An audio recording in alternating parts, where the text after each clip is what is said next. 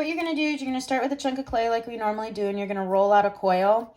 The size coil that you make is going to be the size seaweed that you want or you're anticipating. You can always cut it shorter. So I would say make it a little bigger than you think. Now, the difference with this coil is it's okay if it kind of flattens out.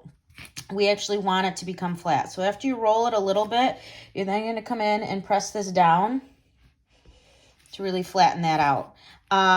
You can also, if you're really wanting a specific shape of your coil, or seaweed rather, if you want to taper it, you can cut this and point it, because seaweed now is a little bit more flowy. So I'm going to push that down.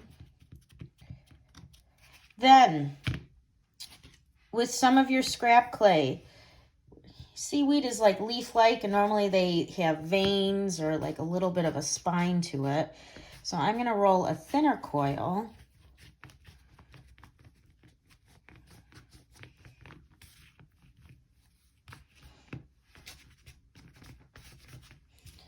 And that's going to go down the middle of my piece. So I'm going to scratch up, add some slip, put this on.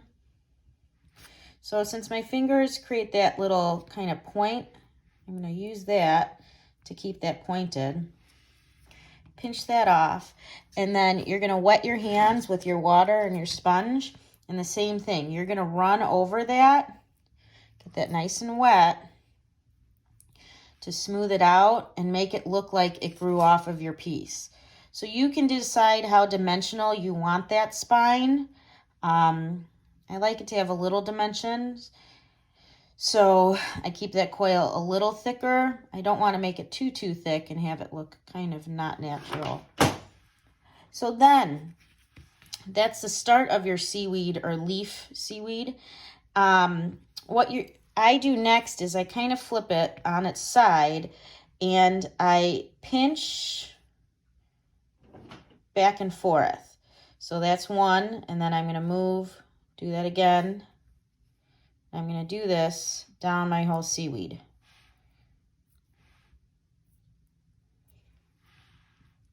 So you can see how it kind of creates a ripple. And then I'll do that on the other side. Your hands should be wet for this, and your clay should be wet, so it kind of bends nicely and doesn't crack on you.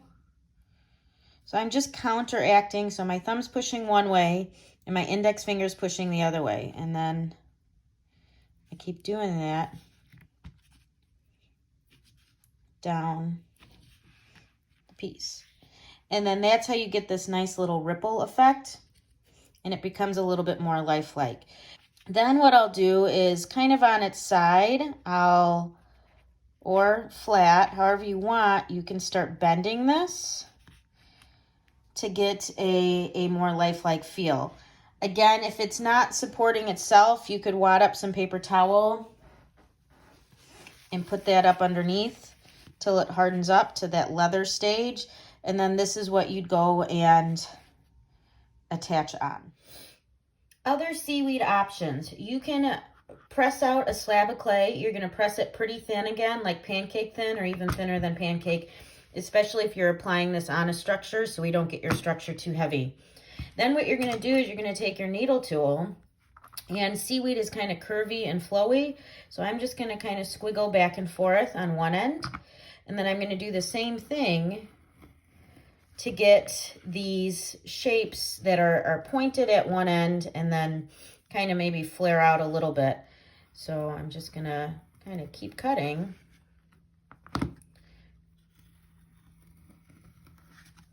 To get a variety of shapes like this. What I will do, because again, this is kind of raised and it doesn't seem as natural, I'm going to come in and press down the sides a little bit.